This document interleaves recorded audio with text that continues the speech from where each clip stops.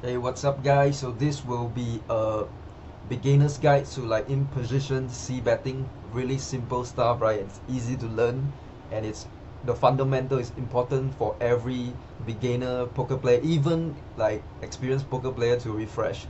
So here we go. So this is basically post flop bet sizing in position. It's a strategy breakdown. Mastering post flop is the key to no limit hold'em success, right? When you play in position from the button against big blind, your decision can make or break your win rate. That's 100%. So the first thing we want to see is we need to understand like the different kind of board texture, dry versus wet texture, right? So the dry flops are like a few possible draw. Cards lack connectivity, often feature a single high card. So example like this board hits few hands in the range. So example like ace, ace of spade, queen, eight of clubs, and three of diamond, ace, 8-3, right? So it's all disconnected. So it's called rainbow, different suit, right? And these are dry flops. So we can change the ace for like the king or the queen, or the jack, jack 8-3, king 8-3, queen 8-3. It's pretty. All of these are dry boards, right? And these are the wet boards, so many draws possible. Cards have high connectivity, multiple draw or flush drawing possibility, right? So this board hit many hands in most of the ranges. Example, we have like king of hearts, queen of diamond, nine of clubs, connected rank, straight draw, right? These are wet board, or something like a jack 10-9, jack 10-8, or whatever versa, like queen 10-9 is the same, like it's a wet board, right? So for this kind of board, we want to use different strategy for different kinds of boards, right? For the dry board, small bet is good. Like usually the standard size will be a single raise pot, button versus big blind, right? You want to go for like 1/3. So what the 1/3 achieve is extract value from hands like ace high. So we can use like queen 7 deuce, for example, right? And if we have like let's say we have 7-6, right? And we use a small bet like 1/3 here, so ace high might continue, or like pocket 5s, pocket 6 might continue, and we will get value from those hands. We don't want to go too large because sometimes they have a hand that beat us. For example, they have like king 7, ace 7, or they even have a queen. So large size doesn't accomplish much because we are risking too much. For we can use, what I mean is we can use a small sizing to make them fold those hands or call those hands, and it provides protection for our hand. We prevent opponents from realizing equity with like overcards. So for example, like queen 7 deuce, example, he has like a king 10 hand, like king 10. So if we bet 1/3 and he fold his king 10, no backdoors, right? It's good for us because we use a small size to achieve full equity, and we win the money pre-flop. And on the flop, if he fold those hands, we win the money, we win on the spot.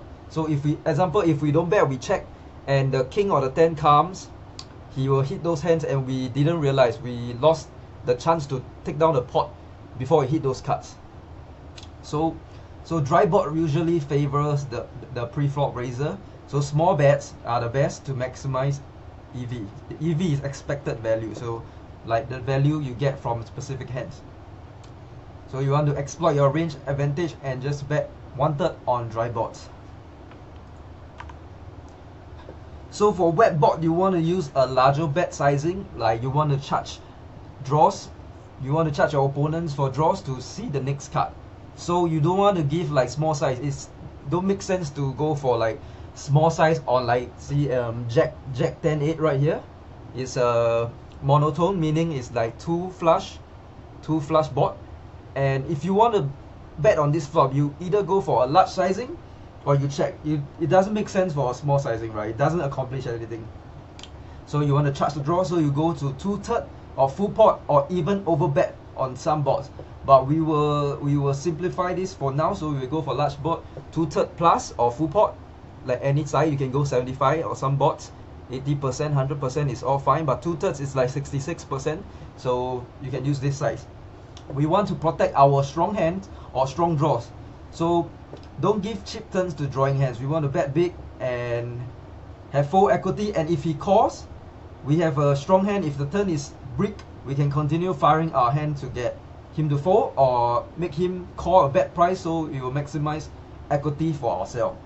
So balance the risk and reward. It's higher variance, of course, because sometimes when you go for the big size and they call, they have a high equity hand, but we still need to do it because we have a more strong hand in our range, and if we hit our flush or our draws, we can scoop a big pot and we have position. So it's very good to bet on this kind of board when we have the advantage and we have the strong hands. So many hands, as I said, have many equity, so larger bet deny this equity cheaply and they can't draw as easily, so we want to get them a bet price to call.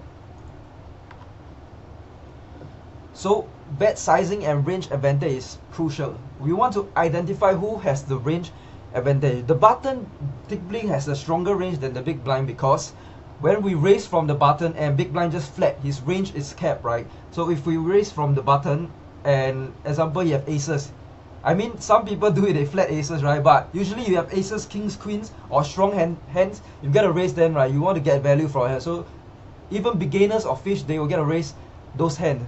So when they just call, their range is capped, meaning they don't have the top of the range like aces, king, ace, king, like all the strong hands. So the button typically has stronger range than the big blind. So you want to access the board texture. So you determine if the board is dry, wet or somewhere in between, right? Use smaller bets, select the appropriate size, right? Use smaller bets on dry boards, larger on the wet box, right? So you try to use a same sizing for different board texture. Try to create your own, like execute the solid strategy. Apply consistent approach while maintaining unpredictability, meaning it's like balance. You don't want to like this board you have a king 7-6 or king 6 deuce, you have a strong king queen plus, king jack plus, and you go for a large sizing, then the opponent's gonna figure it out. You want to use like 1/3 for all your hands, even like you have 8s on king 7-3, king 7 deuce, you want to use the 1/3, so you balance your range and make yourself not as predictable, right? So you must consider your hand strength, like the premium hands you want to bet larger with set, straights or 2 pair plus, right? And the strong mid hands is like overpairs to the board. So for example, you have a queens on like a 10-5-6 rainbow two tone, you want to bet larger for those hands. So strong mid hands. And for marginal hands, actually, like for example, you have the 10-6 deuce, right? You have like pocket sevens there. But pocket 7, I will check. I will use another example. Your bet size should correlate with your hand strength. So stronger hands, you must bet bigger to build the pot so you get more value. Marginal hand prefers smaller bets, or you can even check some of those hands, right? You don't have to check all your marginal. I mean, you don't have to bet all your marginal hands. Some hands are meant to be checking. So you want to, as I said, you want to balance your bet size to make yourself not so predictable. So sometimes you mix value sizing, meaning you bet large with strong hands on dry board at some frequency, and you can bet a standard range bet 1/3 most of the time. But sometimes you can mix it up. You can mix it up with draws or like combo draws, so you are not so easy to read and play again. Sometimes you can even use like different bet sizings for bluffs on wet board, because on wet board most people overfold to wet boards. So you don't have to go too large, because when you go too large, only better hands are gonna call you, and when they call you, you lose more money and they have high equity. Like, yeah, if you're bluffing, you are losing more money. So for wet boards, you can, as a bluff, you can go for using the small sizing or check. So as I said, you want to track the opponent's tendency. You want to adjust the sizing based on how they respond. So you play more hand with them. You want to see like what is their hand that go to showdown. You don't want to be like just mindlessly playing. You want to see what hands go to showdown and see how they respond to small sizes and big sizes. If they always call small size, then there's no point going for a small size like king 6 deuce 1/3. They overfloat any hand, then there's no point going for a small size because they're gonna float. Or when you don't have a mid hand, so example you have like 9-8 and they gotta float everything, right? So king 6 deuce, you 1/3 is gonna float, then you want to go for a large size or a check. So you want to avoid pattern, as I said. Don't make yourself too predictable. Don't let your opponent predict your hand from the bet size. In conclusion, you need to master the bet sizing, recognize different board texture between dry and wet, as I've discussed. This skill comes with practice and study. Like you can study, you can shoot me for you can message me, I will guide you through. And you want to practice, play many hands, or you can use GTO Wizard as the trainer and study the button versus big blind single raise spot. And you, with experience and time, you will learn. So you need to apply appropriate sizings for small bet. 1/3 on dry board, larger bets, 2/3 plus to full pot on wet board. Really simple. And you want to balance your strategy mix-up sizing to remain unpredictable while also maximizing expected value over time. So this course will be really good for beginners and even pros alike to refresh their memory. So see you in the next one.